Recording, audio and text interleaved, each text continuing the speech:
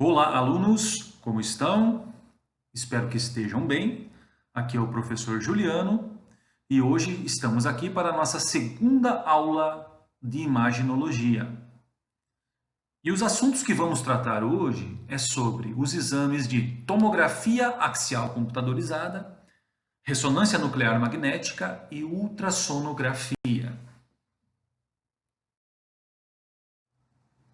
Começando então pelas definições do que é a tomografia computadorizada.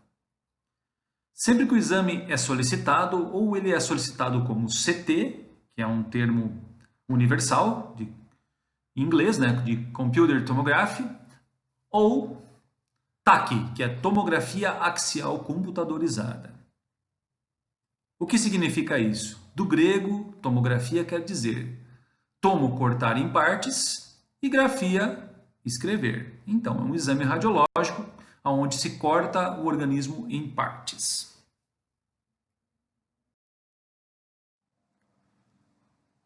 A tomografia computadorizada foi inventada pelo engenheiro eletrônico Godfrey Hounsfield, pelo qual recebeu o Prêmio Nobel em Fisiologia e Medicina em 1979, juntamente com o sul-africano naturalizado americano, o físico Alan MacLeod Cornuck.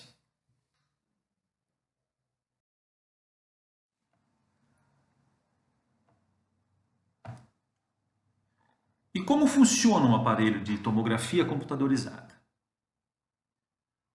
O princípio de funcionamento de um tomógrafo se inicia através de uma ampola de raio-x, como os dos aparelhos tradicionais de raio-x. Só que a diferença é que essa ampola gira em volta do corpo do paciente, fazendo radiografias transversais do seu corpo. Vejam, isso é o esqueleto de um tomógrafo, onde nós temos aqui a ampola radiológica, que gera esses raios divergentes, que a gente pode ver na seta, emitindo raio contra esses canais que nós temos aqui, ó, que intensificarão a imagem. Então ele vai girar transversalmente, criando imagens transversais, os cortes transversais.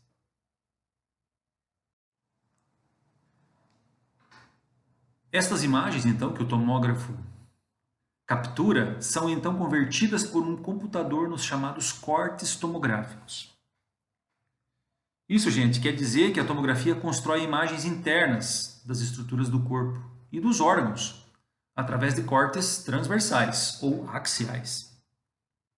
De uma série de secções fatiadas que são posteriormente montadas pelo computador para formar um quadro. Quando vocês observarem um exame radiológico impresso ou através de um filme radiológico, vocês vão ver que vai ter uma série de cortes, formando ali um quadro, uma sequência de cortes em diversas alturas. Portanto, gente, com a tomografia, o interior do corpo pode ser retratado com precisão e confiança para ser depois examinado. Aí vocês se perguntam, tá, professor, mas qual a vantagem de uma tomografia perante as radiografias convencionais? Lembre do que eu comentei na primeira aula.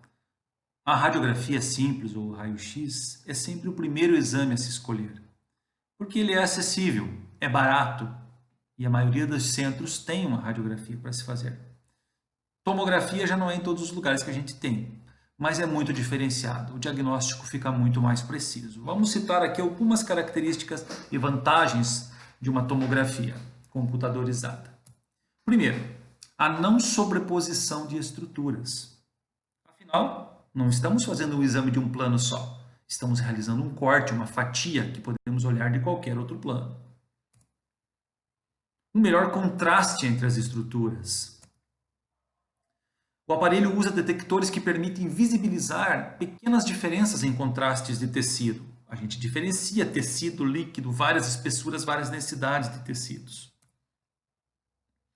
É muito mais fácil se manipular e otimizar as imagens. É uma tecnologia que envolve aquisição, processamento de dados e apresentação da imagem.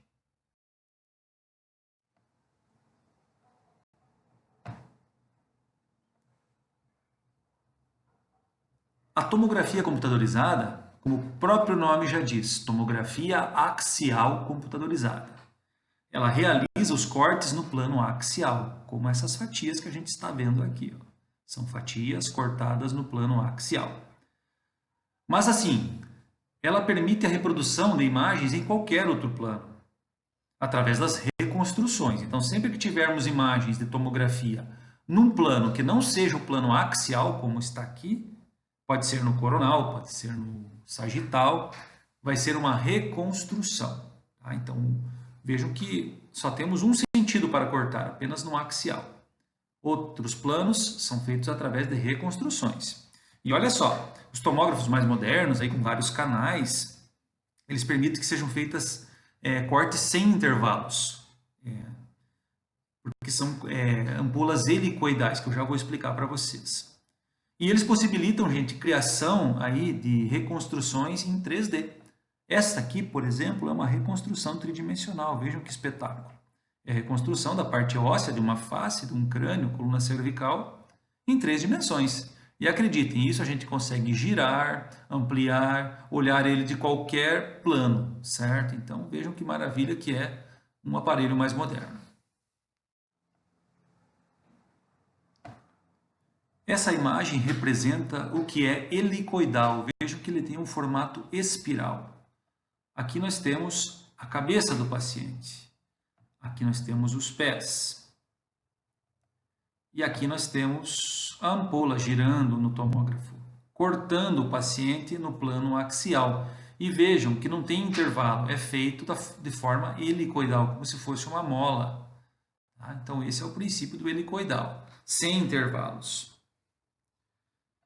Em um feixe de raio-x do calibre mais ou menos de um lápis, 2, 5, 10 milímetros de espessura, ele vai girar ao redor do paciente, como eu já falei para vocês, gerando uma fatia do corpo.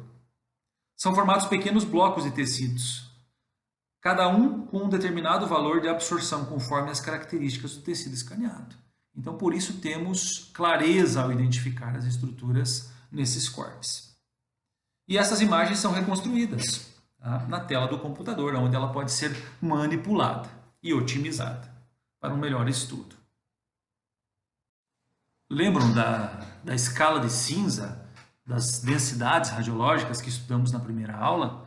Pois bem, como a tomografia ela funciona através dos raios-x e ela gera imagens com radiação ionizante, o padrão da escala de cinza é o mesmo, tá? Onde a gente vai ter o menos denso, que é o escuro, que é o preto, e o hiperdenso, o mais denso, vai ser mais claro. Então a gente segue aquela ordem também, lembram?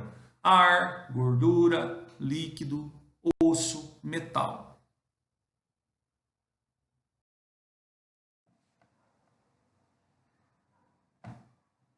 Portanto, gente, o mais escuro a gente pode tratar como hipodenso. Os tons de cinza, que tenham uma média densidade, a gente pode chamar de isodenso. E aonde nós temos uma maior concentração aí de moléculas, a gente pode chamar de hiperdenso. Digamos que do osso para cima, né? Osso e metal.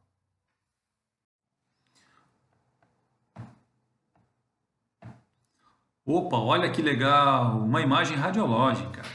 Gente, essas duas imagens aqui se tratam da mesma imagem, com janelas diferentes, manipulação de regimes diferentes, onde na primeira janela a gente consegue ver o que? Uma janela que define melhor as estruturas mais densas, como o miocárdio, o mediastino, né? Os músculos, a gordura e os ossos. Vejo que tudo está muito mais nítido nessa imagem número 1, a imagem A. Já na outra imagem, a gente chama dessa janela de janela para parênquima pulmonar. Vejam que a gente já não define mais o que é osso, gordura e o que é estruturas aqui do mediastino. Porém, o parênquima pulmonar fica muito bem visualizado aqui, gente. Então vejam só, olha que diferença legal. Enquanto aqui a gente não enxerga o parênquima, mas a gente enxerga o quê? Que temos uma massa que está bem definida aqui, paralela ao corpo vertebral, né? Olha aqui nós podemos ver a aorta torácica, estruturas do miocárdio, tá? Do pericárdio. Olha o osso externo aqui na frente. Olha as costelas. Olha uma parte da escápula aqui bilateralmente. E até alguns músculos a gente pode definir aqui. Tá? Agora vejam, na janela para o parênquima, a gente já não define o que é a massa, né, que seria um tumor provavelmente. O que é a vértebra que estaria aqui. Onde estão as costelas, os músculos, a escápula. Porém, olha só, somente nesta imagem apareceu um infiltrado em vidro fosco. Ó, vejam que no corte A aqui não apareceu. Então é a mesma imagem manipulada no tomógrafo. Vejam que espetacular que isso é. E isso tanto o médico como o técnico de radiologia pode manipular para fazer o diagnóstico. Tá?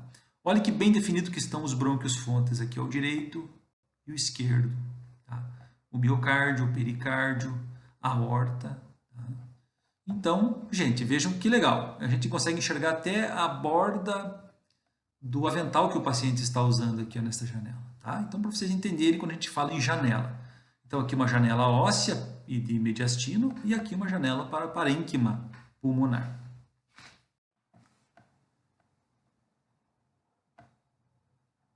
Aqui um caso parecido com o anterior, porém, neste caso, nós temos corte de uma tomografia de crânio do mesmo paciente. Esse paciente sofreu um traumatismo craniano, tá? Um trauma na região temporoparietal direita.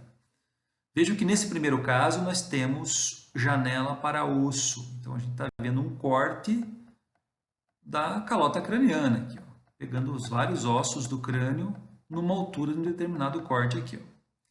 Enquanto neste lado não se vê o osso, mas a gente consegue ver o quê?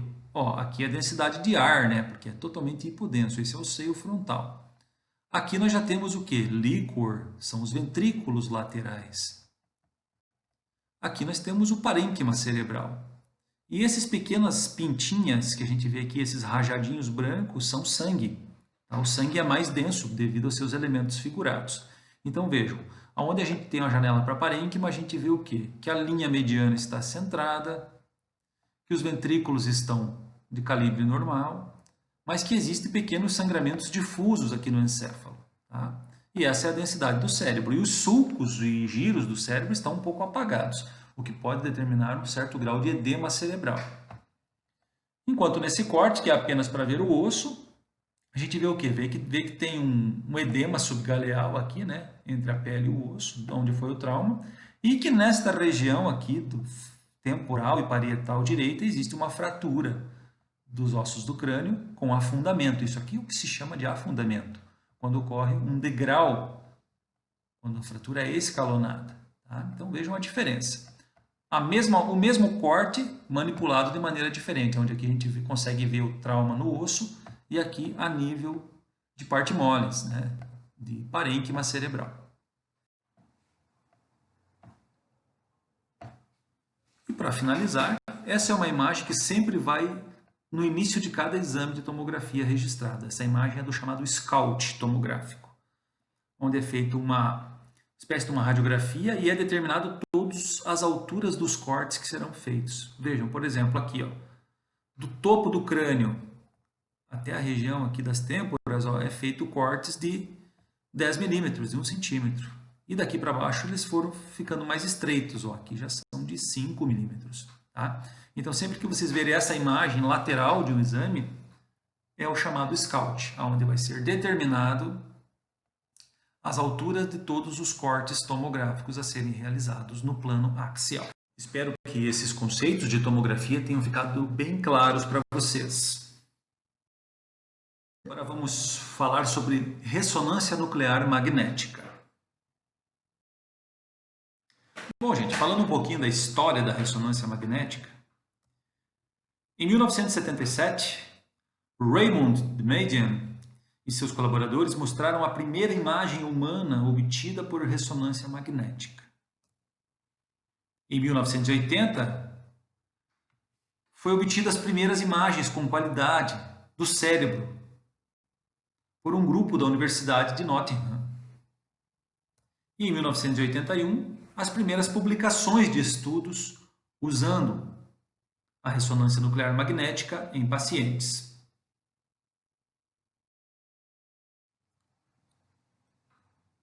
A ressonância magnética ela é baseada nos princípios da ressonância magnética nuclear. Ela é uma técnica usada para obter informações microscópicas, químicas e físicas sobre as moléculas. Uma imagem de ressonância magnética começou como uma técnica tomográfica, utilizando o sinal de ressonância magnética para fazer imagens de pequenos cortes de tecidos.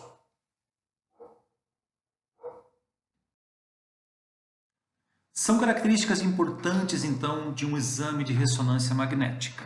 Primeiro, radiações não são ionizantes. Ele é baseado num campo eletromagnético. Grande resolução para tecidos moles. Então, tem diagnósticos que a tomografia não faz e que a ressonância faz. Nitidez de imagens multiplanares. Gente, se tomografia corta em apenas um plano, que é o plano axial, a ressonância ela corta nos 3 planos. Então ela adquire imagens em 3 planos diferentes. Não sei se alguém de vocês aí já fez um exame de ressonância, mas ele é extremamente barulhento e demorado, porque ele faz esses cortes com ressonância através do barulho, através do eco, né? E em todos os planos. Ele baseia-se nas diferenças entre as propriedades de relaxamento magnético dos núcleos. O tempo de aquisição, gente, é relativamente prolongado, podendo gerar artefatos devido a movimentos. Então, para realizar um exame e ficar nítido, o paciente tem que estar imobilizado, tem que estar parado. Próteses, órteses, implantes metálicos, tudo isso pode gerar artefatos.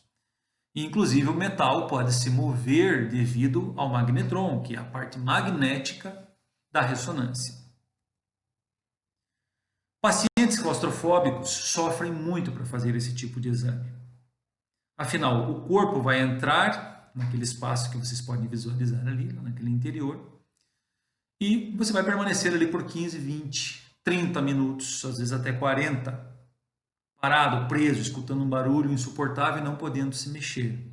Não pode tossir, não pode engolir saliva às vezes, respirar tranquilamente. Então, se você tem um certo grau de claustrofobia, é nessa hora que você vai descobrir. E, gente, alguns implantes metálicos, como marca-passos e clipes metálicos, aqueles que são usados para clipagem de aneurismas, eles são totalmente contraindicados realizar exame de ressonância. Afinal, o metal pode se mover através do magnetismo.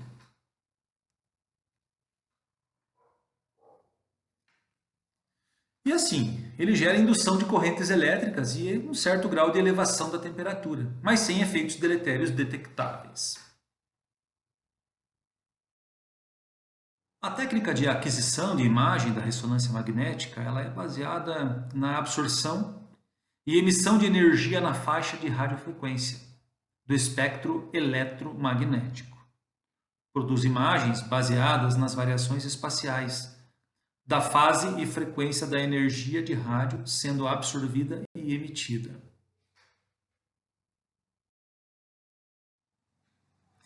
Vejam que também existe na ressonância magnética uma escala de cinza, né, com várias densidades. Como é que a gente trata os termos sobre essas densidades? Vejam, a ausência de sinal, quando a imagem é totalmente hipodensa, escura, hipointenso, quando ela tem um certo grau de densidade, isointenso, quando ela está do médio para uma alta, e hiperintenso, quando ela tem uma densidade bem grande, né? Então um sinal mais alto, hiperintensidade de sinal.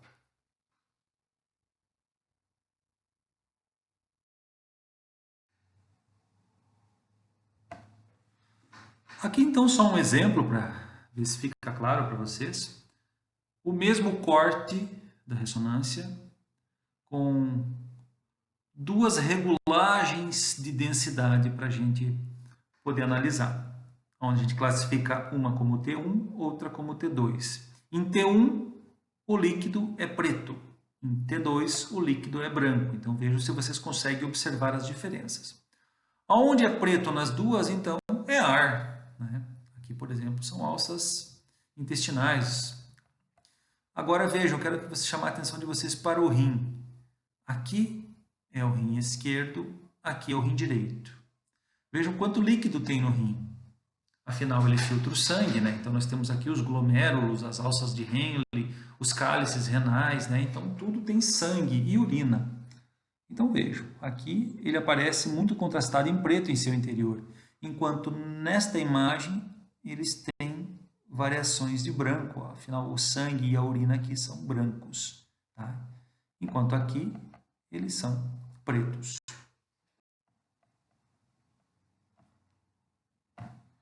Aqui fica fácil notar que temos uma alteração, né?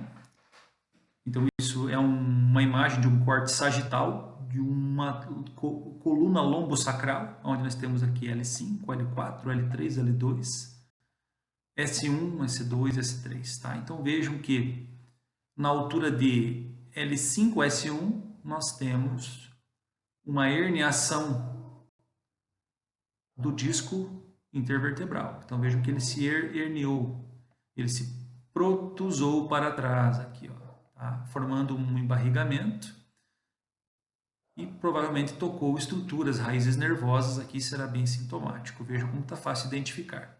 Tá? Aqui também, no L4 e L5, temos uma alteração. Vejam que nós temos um abaulamento discal que não chega a ser uma hérnia, como nesse caso. E nesse caso aqui, então, uma sequência de um corte só, na mesma altura do mesmo corte, né, do mesmo paciente, com densidades, então, diferentes, onde de um para o outro a gente muda a intensidade do líquido. De um lado o líquido é escuro, é mais hipodenso, e do outro ele se torna mais hiperdenso. Tá? E vejam a nitidez de um exame de ressonância, né? Como ele consegue nos proporcionar aí um diagnóstico diferenciado. Gente, espero que esses conceitos tenham ficado claros para vocês. Vamos falar rapidamente alguns conceitos de ultrassonografia.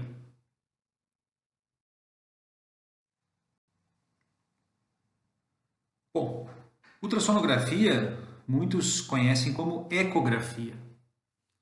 Trata-se, gente, de um método de diagnóstico por imagem que se baseia no fenômeno da interação entre o som transmitido pelas ondas sonoras e o tecido, permitindo a visualização em tempo real das estruturas e órgãos do organismo. Então vejam, um médico ele vai estar realizando um exame de ultrassonografia, o médico radiologista. Ele vai ver os órgãos, ou no caso de uma obstétrica, o bebê, de vários planos, tá? Ela é multiplanar. E o que ele vai registrar na imagem? Ele vai registrar apenas as imagens que ele julgar mais importantes. Portanto, muito mais importante para nós numa ultrassonografia é olharmos o laudo radiológico. Afinal, o médico irá fazer uma análise multiplanar.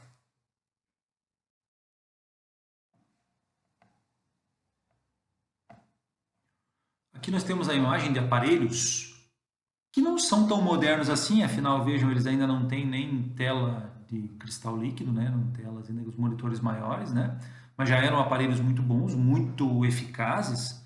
Vejam seus painéis de comando aqui, quantos recursos tem para trabalhar sobre as imagens. Sempre vai ter, num aparelho, vai ter um frasquinho com o gel transmissor do ultrassom, né? Que é o mesmo gel utilizado para o ultrassom terapêutico. Afinal, ele só facilita a propagação das ondas do ultrassom. E esses aqui, ó, são os transdutores. Tá? No caso do ultrassom terapêutico, são cabeçotes ali de 1 ou 3 MHz que irão produzir movimentação das moléculas, né? Para vocês tratarem aí inflamações. Aqui não, aqui são transdutores com frequências diferenciadas que servirão para aquisição de imagens. Vejo que aqui temos um transdutor maior para ver abdômen, para ver estruturas menores, e esse aqui é um velho conhecido, né? O transdutor transvaginal. Então, um ultrassom pélvico, ele é muito mais eficiente para diagnóstico quando ele é feito de forma transvaginal. E a maioria, não digo a maioria, mas os iniciais, os ultrassons que são feitos obstétricos, né, durante a gestação, nas primeiras semanas são feitos transvaginais também. e é esse transdutor que é utilizado, então, introduzido na vagina até o fundo da vagina, a região do fórnix lá, para visualizar as estruturas pélvicas. E esse mesmo transdutor aqui é utilizado também nos homens, quando se faz o ultrassom transretal, é feito para observar a próstata, tá? Então é utilizado o mesmo transdutor. Alguns conceitos, então, da ultrassonografia. São ondas sonoras inaudíveis aos ouvidos humanos. Para a obtenção de imagens, são utilizadas frequências entre 1 e 10 MHz. As ondas são geradas por transdutores construídos de materiais piezoelétricos, convertendo um tipo de energia em outro. Explicando isso melhor, eles convertem a energia elétrica em energia mecânica e vice-versa. Cada um deles possui uma frequência de ressonância, que é definida através do cristal utilizado. Quanto menor, maior será a sua frequência de vibração. Bom, existe uma terminologia específica aí do ultrassom. Tá? Elas são utilizadas para descrever a intensidade dos ecos na imagem, ou seja, entre o som e o tecido. Elas podem ser classificadas em hiperecogênico, hiperecóico ou hiperecoide. Esses três termos se referem a ecos de alta intensidade. Hipoecogênico, hipocóico ou hipocoide são ecos esparsos com baixa intensidade. E anecogênico, anecoide ou anecoico define a ausência de ecos ou a completa transmissão do som. Características e vantagens de um exame de ultrassom. Bom, é um método não invasivo ou minimamente invasivo, né? No caso ali dos transvaginais ou transretais. Não utiliza radiação ionizante. Pode gerar um pouco de calor, mas que não chega a ser maléfico. A aquisição de imagens é em tempo real. E não esqueçam que o radiologista faz uma avaliação multiplanar. Ou seja, as imagens são obtidas em qualquer orientação espacial. E esse exame permite o estudo da hemodinâmica corporal, através do efeito do Doppler, o chamado Doppler colorido, onde consegue-se medir o fluxo sanguíneo nos vasos. Então, isso estuda-se a circulação tanto nos órgãos como nos grandes vasos. Exemplo, onde se consegue se identificar uma estenose de aorta, uma estenose de carótida, um aneurisma de aorta, um aneurisma de poplítea ou de comunicante. É um exame utilizado em várias áreas da medicina. Dentre eles, aí as principais, a obstetrícia, a ginecologia, a mastologia, ortopedia, proctologia, cirurgia geral e angiologia. Algumas imagens aí para deixar vocês felizes, olha só, o ultrassom obstétrico, né, mostrando aqui o início da gestação em cima, né, com um pequeno feto ali, o feto em desenvolvimento e as imagens de baixo aí em 3D e 4D, onde a gente consegue fazer uma análise morfológica dessa criança. Veja que dá para identificar bem os dedinhos da mão, né, os contornos aí das linhas faciais, das expressões faciais, né? Dá para medir os ossos longos, dá para avaliar a placenta. Tá? Então, a diferença do 3D para o 4D é que o 3D ele consegue fazer uma imagem dessas reconstruída fixa e no 4D consegue reconstruir ela em movimento.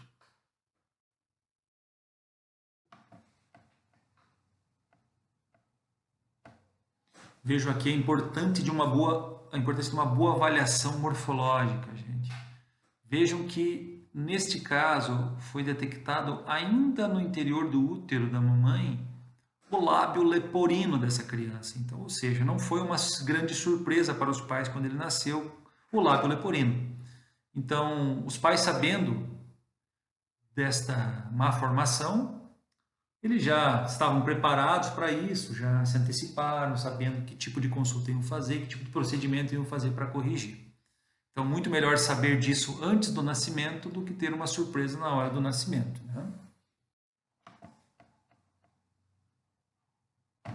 E para finalizar, gente, eu deixei aqui uma imagem de um ultrassom do sistema muscular, né? Então aqui é uma ultrassonografia do bíceps. Então vejam, é algo difícil de se avaliar olhando apenas uma imagem, mas como eu falei para vocês, o radiologista tem uma imagem em tempo real do plano que ele quiser, então ele vai conseguir avaliar muito bem aqui no caso as fibras musculares, né, as inserções músculo-tendíneas, a inserção do tendão no osso, tá, as transições. Então é um método aí importante também para um diagnóstico diferenciado de algumas lesões musculares, tá? Muito bem, gente. Então, no vídeo de hoje seria isso. Espero que fique claro para vocês. Daqui a pouquinho, então, nós entramos no nosso momento síncrono. Eu quero que vocês tragam as dúvidas de vocês e vamos conversar a respeito. Certo, gente? Então, até mais. Um grande abraço a todos.